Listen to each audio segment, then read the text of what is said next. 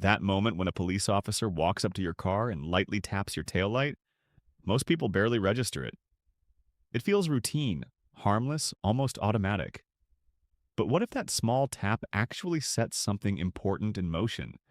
Something that can influence everything that happens next, and even what happens later in court? Because in the first 60 seconds after that touch, you're either protecting yourself or unintentionally giving the officer exactly what they need to build a case. And here's the part most people miss. That moment is often lost before a single word is spoken. No argument, no obvious mistake, just small, automatic reactions that get observed, interpreted, and documented. That tail light tap isn't random. It's part of a deliberate, trained sequence. And if you don't understand what it triggers, you're already behind before the conversation even starts. In this video, I'm going to explain what that moment really means, why legal professionals pay close attention to it, and the specific actions that can either keep things simple or quietly make the situation worse without you even realizing it. Once you understand what's really happening during a traffic stop, you won't look at one the same way again. Hi, I'm Timothy, and I've spent a long time analyzing how traffic stops actually unfold, not just from the driver's side, but through real footage, real cases, and the exact approaches defense attorneys use when these situations end up in court. What I'm about to share isn't theory or guesswork. It's based on patterns that repeat consistently in real-life stops and legal principles that have been tested at the highest levels. We're going to go through this step by step. Why officers touch your taillight, what they're observing in those first few seconds, the exact words that can protect you, and the common responses that quietly create problems. I'll also show you how the same traffic stop can take two completely different paths based on just a few small decisions in the moment. And as we move forward, pay attention to how early everything begins. Because your biggest advantage isn't what you say later, it's what you do right at the start. Let's zoom in on what's really happening this second. Those lights appear behind you. Most people assume a traffic stop starts when the officer reaches the window and begins speaking. That's how it feels. You pull over, you wait, and then the interaction begins. But in reality, the stop starts the moment those lights turn on. Long before the officer reaches your car, they're already watching. How quickly you pull over, whether you hesitate, whether the vehicle drifts, or if there are sudden movements inside. They're observing your mirrors, your posture, your hands. Before they even step out, they're forming an initial impression of the situation, routine or potentially suspicious. And here's the important part. None of this requires a major mistake. Small, instinctive movements are enough. Reaching across the seat, searching through a bag, leaning down briefly, these actions can be noticed, remembered, and later written into a report in a way that sounds far more serious than it felt. By the time the officer walks towards your car, they're not just approaching, they're confirming or adjusting the assumptions they've already begun forming. And that's exactly where the tail light touch comes in. Right at the point where observation turns into direct interaction. That quick tap isn't just habit. It serves two specific purposes. The first is simple. It creates a physical marker.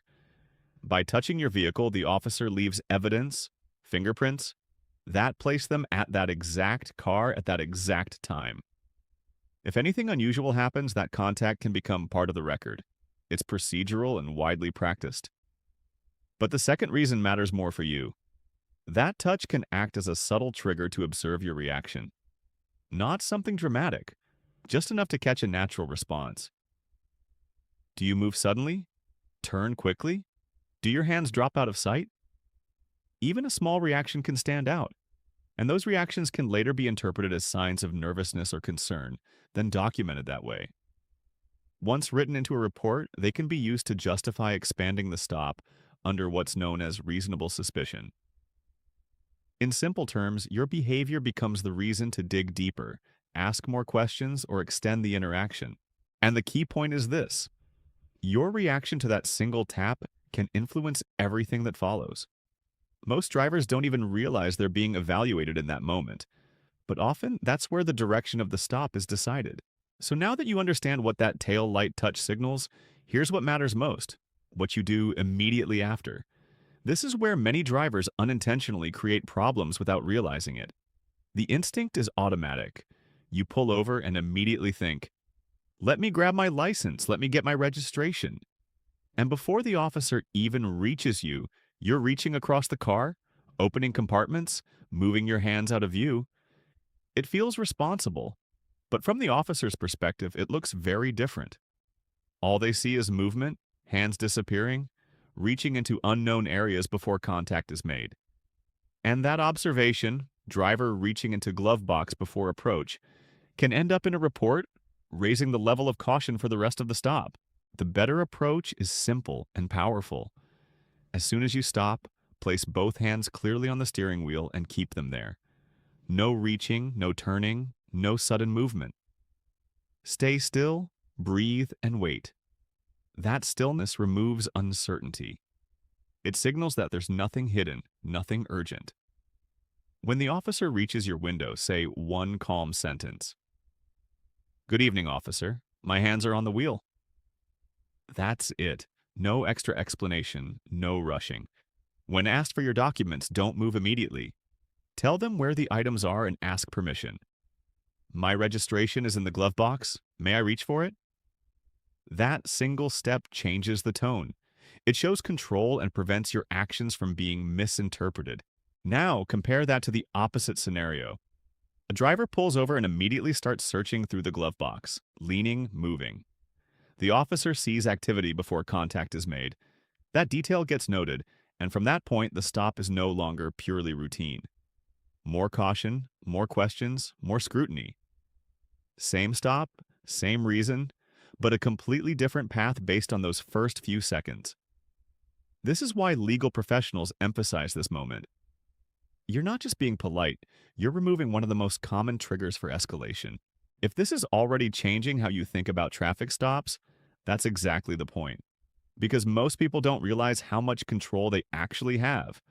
And here's where another common mistake happens after the conversation begins. Once the officer is at your window, most drivers feel the pressure ease.